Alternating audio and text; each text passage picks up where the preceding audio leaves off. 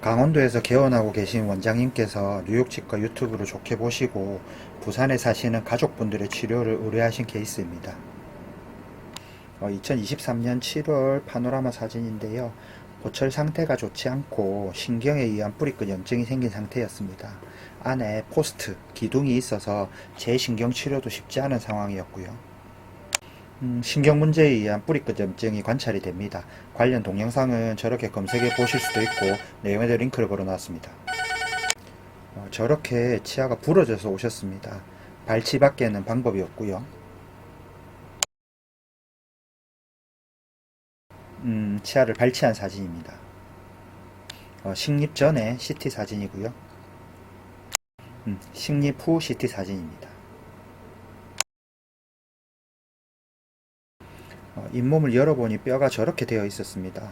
발치 후 뼈가 어떻게 차는지 안다면 저렇게 뼈가 될 수가 없습니다. 하지만 사람 몸은 정확히 예측이 불가능합니다. 저럴 때는 본 하우징 안에 임플란트를 식립하고 뼈이식을 하면 높은 확률로 뼈가 잘 됩니다.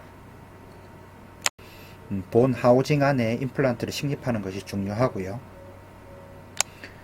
뉴욕 치과에서 내비게이션 임플란트를 잘 하지 않는 이유가 이런 경우 때문입니다.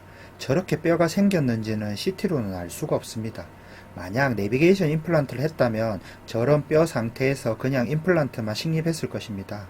저 경우는 반드시 임플란트를 본 하우징 안에 식립하고 뼈 이식을 해주어야 나중에 문제가 생길 확률이 적어집니다. 늘 말씀드리지만 다 장단점이 있습니다. 장점만 있고 단점이 없는 치료는 없습니다. 요즘 마치 내비게이션을 안 하면 임플란트가 크게 잘못된다고 말하는 상담 실장들이 있는 것 같은데요. 내비게이션은 통증이나 부종이 적고 많은 임플란트를 식립할 때 시간을 줄여주고 경험이 부족한 의사들이 수술을 해도 어느 정도 퀄리티를 보장해 주는 것 등등이 장점이지만 일단 CT 자체가 정확하지 않은데 내비게이션은 CT의 모든 것을 기반으로 하므로 만약 CT와 실제가 오차가 크면 많은 문제를 일으킵니다.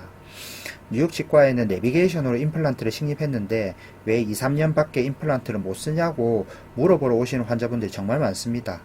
지금 기술 수준으로 CT는 눈을 도와주는 역할 정도라고 생각되고요. 수술을 도와주는 정도의 도구를 모든 진단, 수술의 기초로 삼는 건 시기상조라는 생각이 듭니다.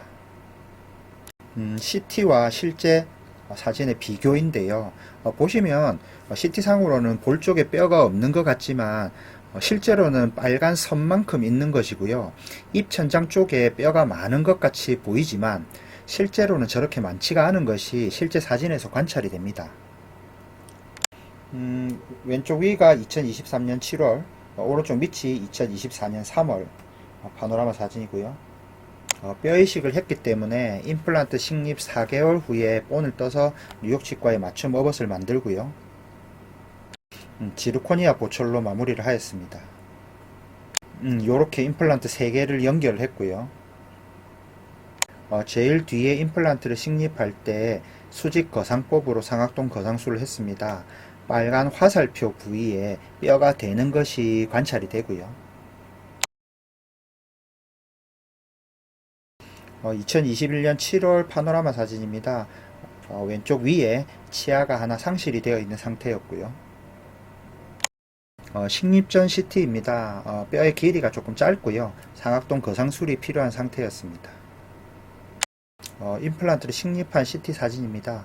실제로는 CT보다 조금 더 깊게 식립했고 상악동 거상술 중 수직 거상법을 시행했습니다. 무절개 임플란트로 진행을 하였고요. 양옆으로 충분한 각하치은이 관찰이 됩니다. 2개월 뒤에 본을 떠서 뉴욕 치과에 맞춤 어벗을 만들고요.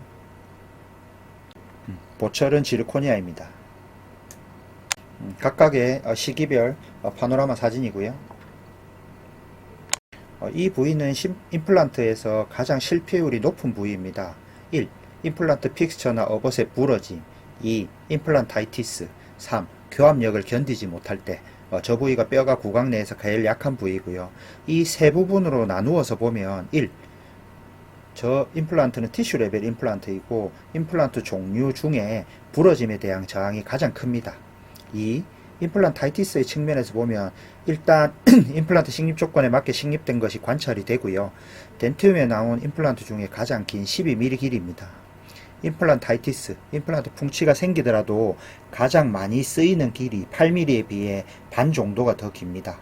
3. 교합력을 견디지 못할 때, 이건 역시 보통에 비해 4mm가 더 긴 임플란트를 사용함으로써 뼈가 임플란트를 더 둘러싸고 있는 것이 됩니다.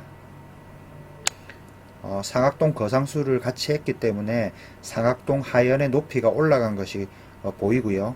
뼈가 약한 부위는 상악은 하악에 비해 평균 뼈의 강도가 3분의 1 정도입니다. 특히 구강 내에서 뼈가 가장 약한 곳은 상악 제일 끝이야 위치입니다. 길이가 긴 임플란트를 식립해야 오래 쓸 수 있습니다.